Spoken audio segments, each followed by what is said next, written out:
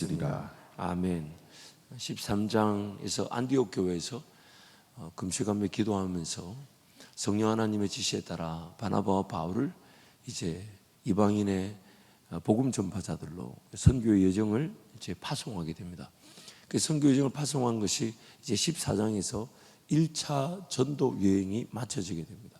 참고로 바울의 그 전도 여행은 총 4번에 걸쳐서 진행됐을 것이다 라고 학자들은 이제 추측합니다.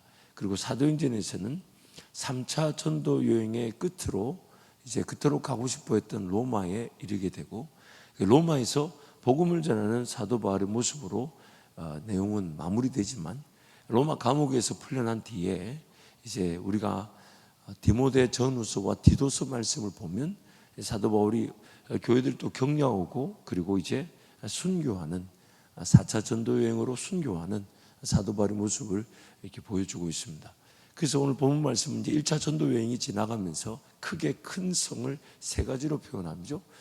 이고니온과 루스드라 그리고 안디옥으로 돌아왔다, 그렇게 표현합니다. 그래서 안디옥에서 출발해서 이제 이고니온과 루스드라로 그리고 안디옥으로 다시 돌아오는 그 여정을 이제 1차 전도 여행으로 보고 있습니다.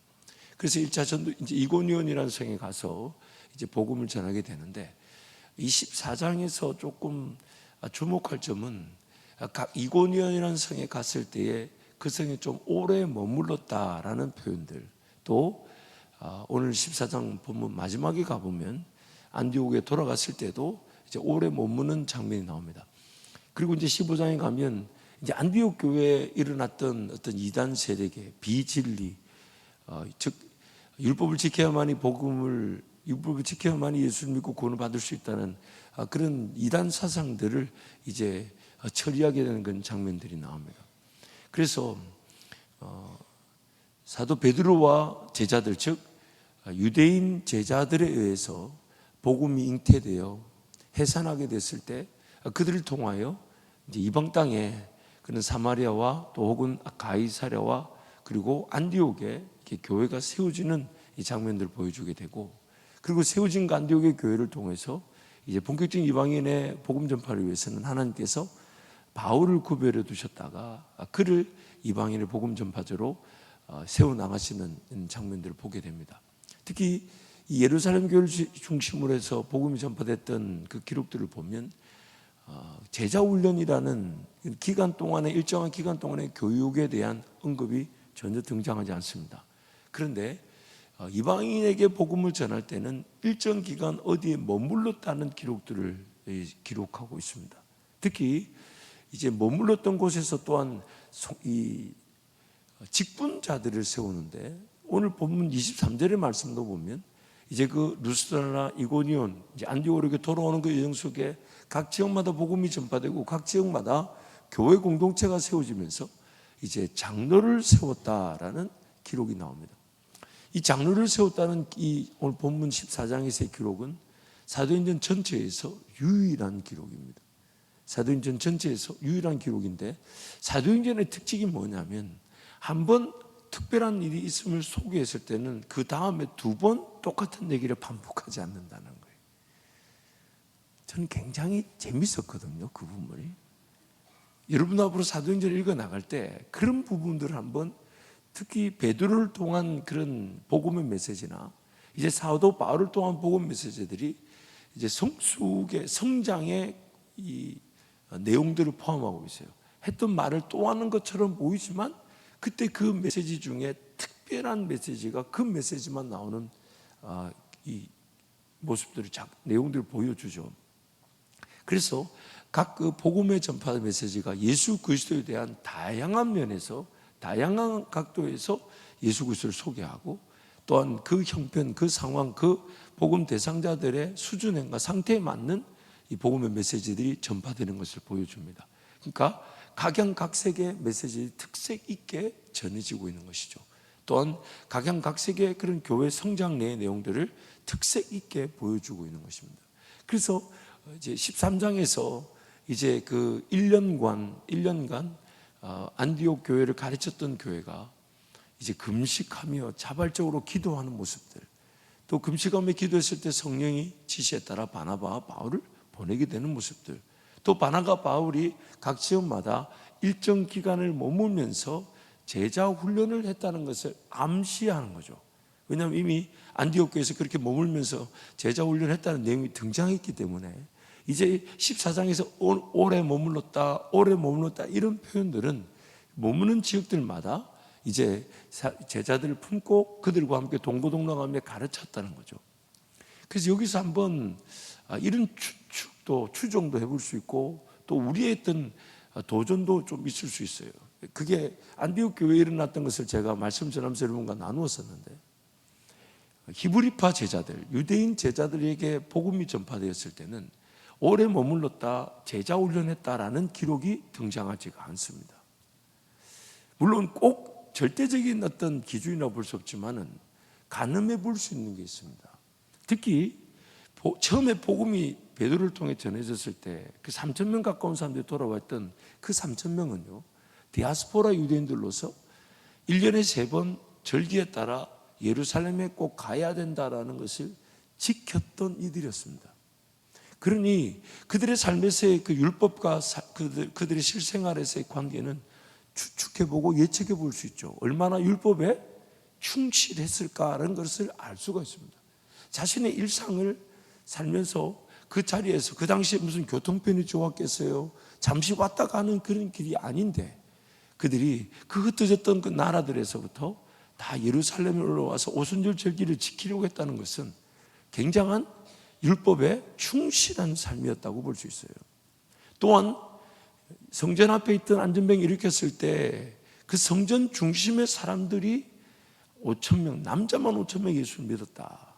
또 그 뒤에 더 많은 사람들이 예루살렘에서 예수를 믿었다는 것은 율법에 가까운 사람들이었죠. 얼마나 정통했을지는 사람마다 상대성이 있었겠지만, 그래서 그런지 여러분 잊지 마세요. 그때는 신약 성경이 없었습니다. 사도 베드로가 전하는 예수에 대한 복음이 지금 우리에게야 다른 서신서들을 통해 알려졌기에 사도행전에 나오는 그런 예수 그리스도에 대한 복음이 우리에게야 좀 더 쉽게 용이하게 느껴질 것이지, 심지어 식상하게 느껴지기도 하죠. 그만큼 복음의 메시지가 그들에게는 유효적절했다는 얘기입니다. 사도 바울이 전할 때 그 메시지의 강도와 깊이와 넓이와 높이는 지금 우리가 대하는 그 감도와는 비교할 수 없었다는 겁니다. 그래서 복음을 전해드리는 자들이 그것만 들으려고 함께 모이다 보니까 교회 공동체로서의 역할을 할 수밖에 없었다는 거죠. 사도의 가르침을 받는 일에 삶을 걸었다는 거죠. 더 듣고 싶었다는 거죠. 그래서 뭔가 나눔이 필요했고 돌봄이 필요해서 음식을 떼야만 했고, 또한 자기 것을 여기지 않을 만큼의 나눔이 일어났던 것입니다. 그래서 그런지 그 교회는 바로 핍박받는 예루살렘 교회의 모습을 보여주면서 바로 흩어졌다. 흩어지자마자 그들은 증인이 되었다는 것이죠. 그러나 이방인들은 지금 율법의 말씀이 전혀 생소합니다. 그래서 오늘 사도 바울이 전하는 그 복음의 메시지도 율법의 내용, 구약의 말씀을 인용한다든지 율법의 내용을 인용하여 예수 그리스도를 소개한 것이 아니라 자연 섭리 계시, 하나님 너희들을 포기하지 않으시고 해를 비추어 주시고 비를 내시고 그에 따라 열매를 거두게 하시면서 너희들 삶을 지키시고 보호하셨다는 거예요. 심지어 하나님은 심판하셔야 마땅했는데 심판의 대상자들인 우리를 심판하지 않으시고 오래 참아 주심으로 지금까지 오늘 이 자리에 이렇게 복음이 전파되도록 은혜를 베푸셨다는 것이죠. 그런 내용들을 쭉 소개하면서 사도 바울의 그런 메시지들과 내용들을 볼 때 오늘 우리는 이스라엘 백성들만큼 과연 율법을 통하여 율법의 목적에 합당한 신앙의 성장 과정을 가지고 있는가? 신앙의 성장 과정이 없다는 것은 이스라엘 백성들이 광야에서 교회였지만 그 광야에서 인생을 마쳤던 위험을 우리에게 소개합니다. 하나님의 먹이심과 입히심과 마시우게 하심이 있었습니다. 만나와 반석이 물 그 기적 같은 일이 있었죠. 하지만 뭘 하나님 나라를 세워보고 인내하고 절제하고 하나님 그분의 은혜를 더 누리기 위해 금식하고 기도하고 제자를 이끌어내고 전수하고 이런 일이 없었습니다. 좀 더 쉽게 갈라디아서 이렇게 표현하죠. 심을 만한 기회가 없었습니다. 그래서 차라리 아무것도 안 심은 것으로 끝나면 좋겠는데 그렇지 않다는 거죠. 성령을 위하여 심지 않으면 썩어질 것을 거두게 되는 육신의 열매를 처리해야 되고 감내해야 되고 정리해야 되고 죽여야 되고 거기에 붙들리게 되고 거기에 짓눌리게 되고 거기에 눈이 감기게 되고 귀가 다치게 되고 마음이 어두워지게 된답니다. 썩어질 것을 거두게 된다는 거죠.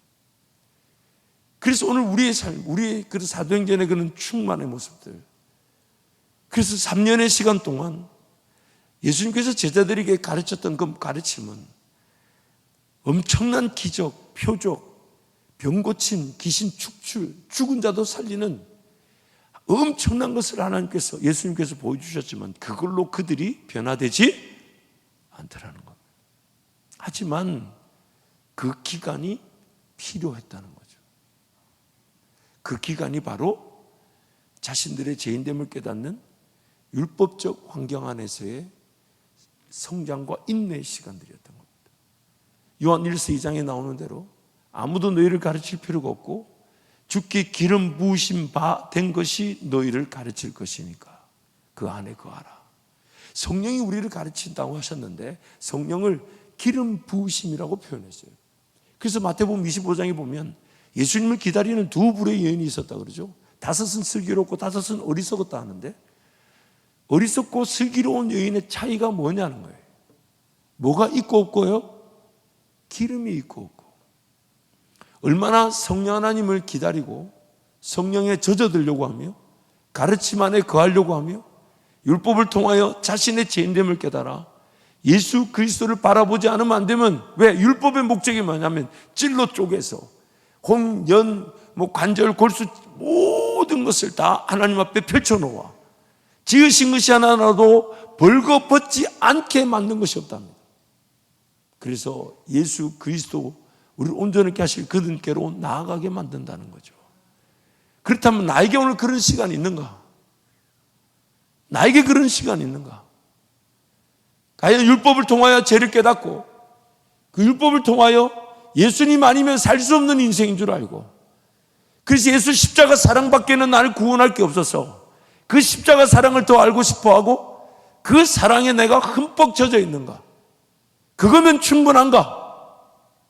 이게 신앙의 보일링 포인트, 임계점이죠. 그 지점을 딱 넘어서고 나면 99도까지 끓지 않던 물이 100도에 끓는 것처럼 어제까지 아무 일이 안 일어났던 것 같은 인생이 오늘 성령 충만의 불이 붙게 되는 겁니다. 그냥 불이 붙는 게 아니라는 거죠. 기름 같은 가르침이 우리 가운데 젖어 들어 있어야 한다는 것이죠. 만약 그것이 아니면 우리는 여전히 얼마나 죄인인 줄 모르고 얼마나 예수님의 십자가 사랑이 귀한 줄 모르고 예수님의 십자가 사랑 그것이면 전부인 줄 모르고 사도 바울 고백처럼 예수 그리스도 그의 십자가에 못 박히신 것 외에는 아무것도 알지 않겠다라는 고백 한번 해보지 못한 채 광야 같은 인생길을 걸어가야 합니다. 광야 같은 인생길. 예수 복음이 뭔지 알고요. 기적도 받고요. 능력도 받고요. 심지어 죽은 자를 살리시는 하나님의 능력도 압니다. 하지만 여전히 나는 고기 잡으러 가겠노라. 나는 고기 잡으러 가겠노라. 그러나 그런 우리에게, 그런 베드로에게, 제자들에게 예수님이 다시 찾아오신다는 거죠. 그래서 오늘 우리 신약의 성도들에게 다시 찾아오시는 예수님 때문에 우리가 이만큼이라도 붙들려 있는 것입니다. 이만큼이라도. 그렇다면 나는 오늘 율법으로는 죄를 깨닫게 한다고, 그래서 구약의 말씀을 나에게 주셨는데 그 신구약의 말씀을 통하여 나는 얼마나 죄인됨을 깨닫는가. 그래서 안디옥 교회에서 제자들이 1년 동안 가르쳤대요. 제가 이게 엄청나게 은혜가 돼요. 그래서 1년짜리 프로그램을 만들라는 뜻으로 알고, 아니 최소한 주님이 이렇게 얘기하셨잖아요. 1시간도 깨어 기도하지 못하냐. 그럼 우리가 그걸 율법적으로 1시간 기도하면 된다 이렇게 받아들일 게 아니라 최소 1시간은 기도하자는 게 목표라는 거죠. 최소. 그러면 1년간 가르쳤다면 여러분 웃으니까 굉장히 저는 마음이 싱숭생숭해요. 표현을 제가 이렇게 해서 그렇지 좀 마음이 이상해요. 그러면 최소한 1년짜리는 뭔가 하나님의 말씀 앞에 독대하고 말씀 붙들고 살아가려고 하고 말씀 앞에 머물러야 된다는 거예요. 최소한. 저는 율법은 지금 우리를 자유하게 할 텐데, 그 율법이 자유하게 하는 것은 예수님이 이루셨기 때문에 우리가 더 이상 그것을 이루어야만이 구원을 받는다는 게 아니라는 거죠. 예수님이 이루신 것을 내가 믿음으로 구원을 받는데, 믿고 난 다음에 내 삶이 생명의 성령의 법 아래서 규칙과 체계와 질서를 가지는 신앙의 체계를 가지기를 원하신다는 거예요. 근데 그게 강제가 아니라는 거예요. 그렇게 하면 복 받고 안 받고 이거에 결정되는 게 아니라는 거예요.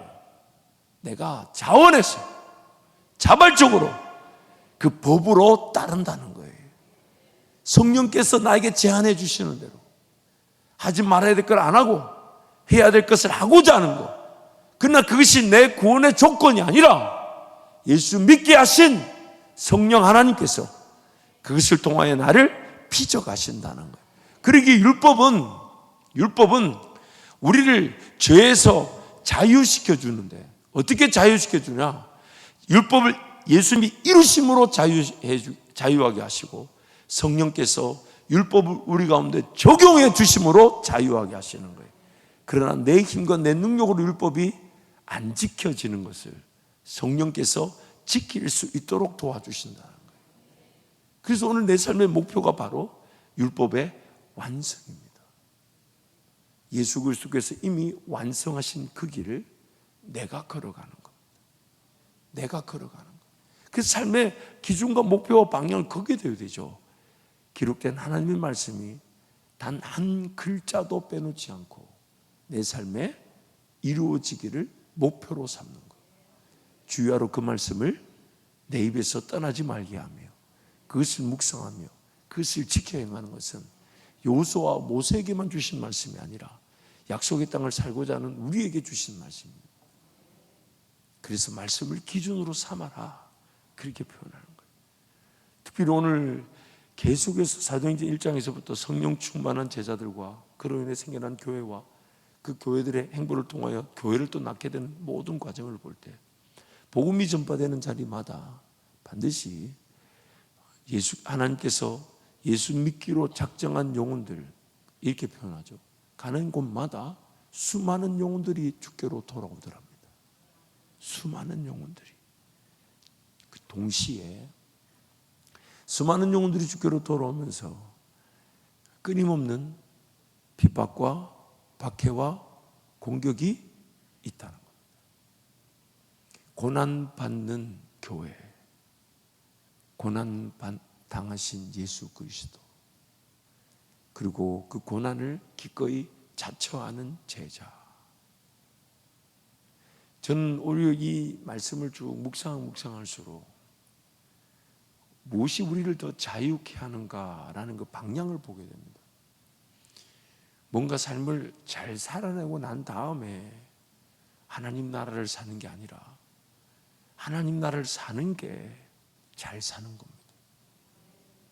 내 삶이 얻을 걸 얻고 이룰 걸 이루고 좀 관리되어지고 살만하고 먹을 게 있고 마실 게 있어야 하나님 나라와 영광, 그 복음 증인의 삶을 사는 게 아니라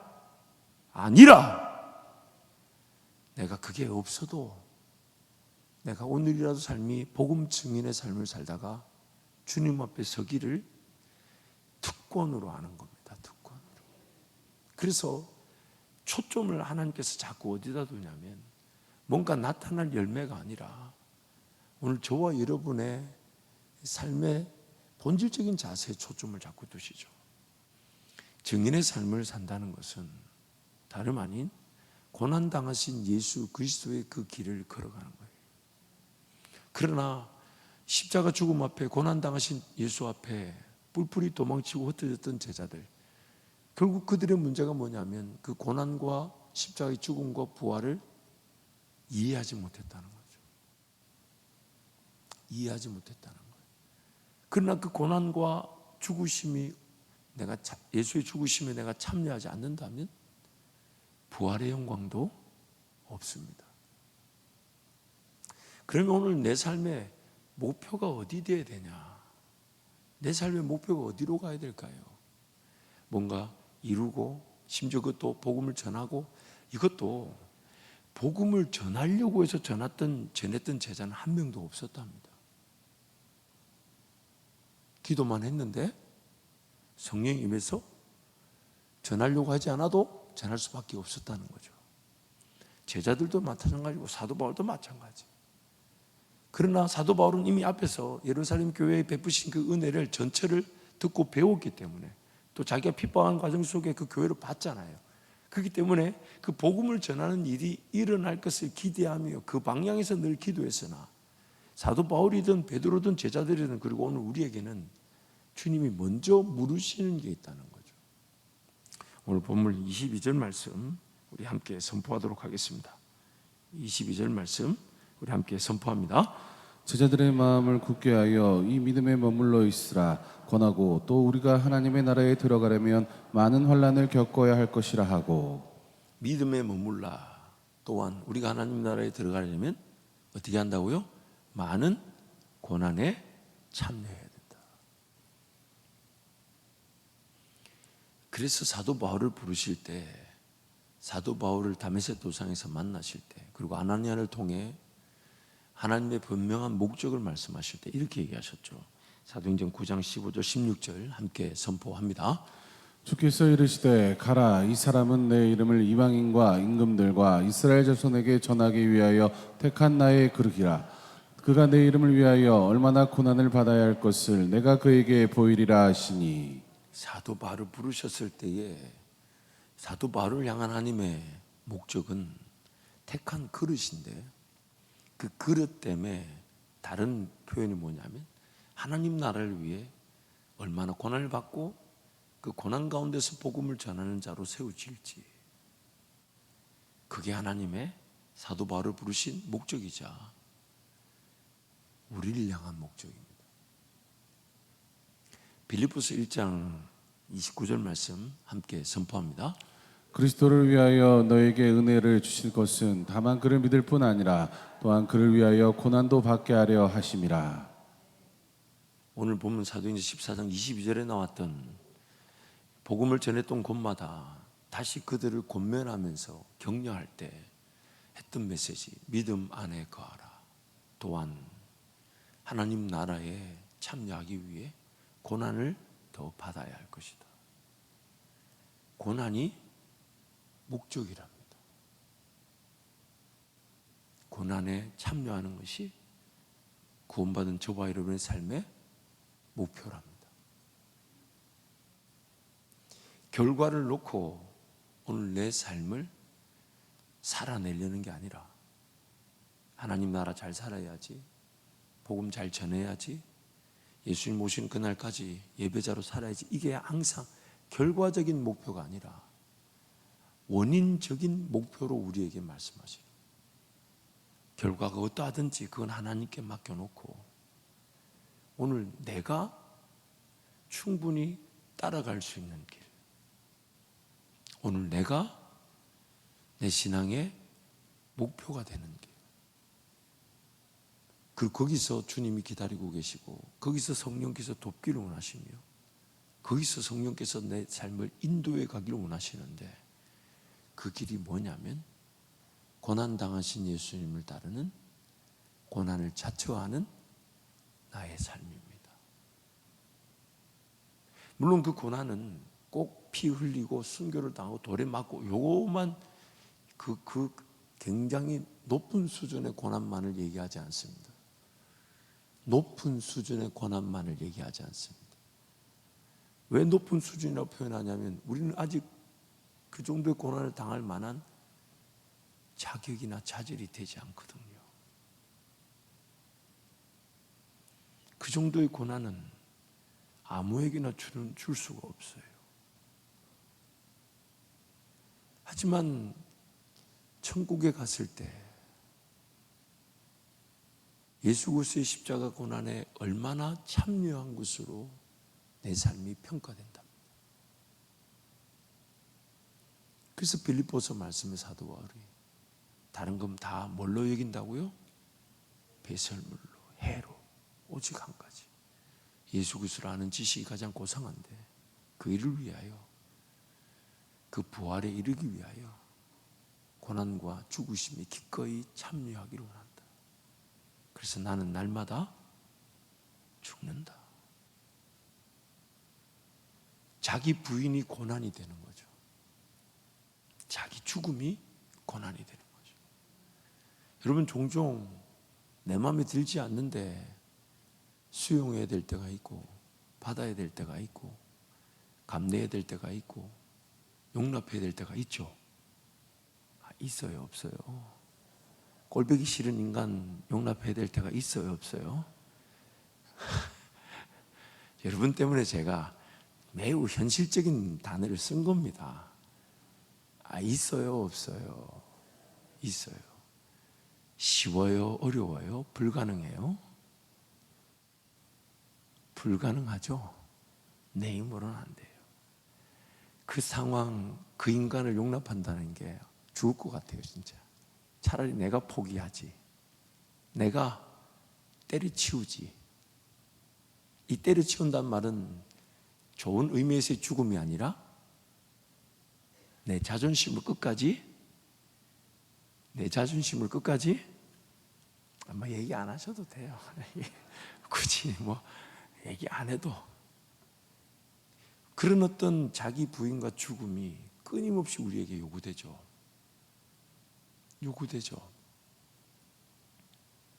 그래서 예수님은 십자가 그 고난보다 더 크게 우선시 여기셨던 것이 자기를 부인하고, 예수님 자기를 부인한 게 아니라 예수님을 부인하고 예수님을 떠났던 제자들을 다시 품으신 겁니다. 그리고 그 예수님께서 우리를 그렇게 품어주지 않으셨다면 우리도 오늘 이 자리에 없겠죠. 여러분, 고난 자체를 목적으로 한다면 내 삶이 언젠가는이라는 신앙은 사라지게 됩니다. 언젠가는 복음 전하겠지. 그러다가 예수님 만나겠지. 고난을 목적으로 둔다면 오늘도 하나님을 더 사모할 수밖에 없어요. 성령 하나님, 오늘도 어떤 죽음의 기회가 있습니까? 왜? 여러분, 상처가 나면 상처가 회복되는 건 시간이 걸리지만 그에 약을 바르는 건 매일 할 수 있잖아요. 그렇죠? 오늘 내 죄의 질병을 내가 인식한다면, 내 죄의 심각성을 인식한다면 매일매일 그 죄를 죽이고 그 죄에서 벗어날 기회가 있다는 거죠. 그러기에 오늘 또 우리의 사모할 점은 나는 어떻게 하면 고난에 참여할 수 있을까? 그것이 자기 부인과 죽음의 그 수준이라 할지라도, 그러나 그 수준을 넘어서야 정말 그 돌에 맞아 죽고 핍박을 당하고 박해를 당하는 중에도 신앙이 지켜지는 그 영광에도 참여할 텐데, 자기 부인과 죽음이라는 그 고난의 터널을 지나지 않고 예수 복음 그 자체를 위하여 내가 고난에 감당할 수 있는 사람은 아무도 없습니다. 그렇게 오늘도 내 신앙의 목적은 고난당하는 것이죠. 고난을 자처하는 것이죠. 절제하고 희생하고 금식하고 내어드리고 충성하고 수고하고 헌신하고 고난에 참여하는 것이죠. 그러기에 오늘 우리의 삶에 예수 그리스도의 그 영광은 그 어떤 것보다 고난도 받아야 할 것이니라. 그래서 오늘 우리 인생 최고의 은혜의 순간들인 것입니다. 그리고 오늘 이 아침에 그렇게 한번 기도해 보십시오. 하나님, 오늘도 나를 부인하고 죽이듯 고난에 참여할 수 있는 은혜가 무엇입니까? 지난날의 삶에 내가 하나님 온전히 섬긴다면서 용서하지 못한 게 있고, 또한 받아들이고 용납하고 수용하고 인내하지 못한 게 있다면 그 받아들이고 수용하고 인내해야 될 것이 무엇입니까? 뭔가 더 얻고자 함이 아니라 깨끗하게 하고 비우고자 함이 삶의 목적이 되는 것, 그것이 고난에 참여하는 은혜일 것입니다.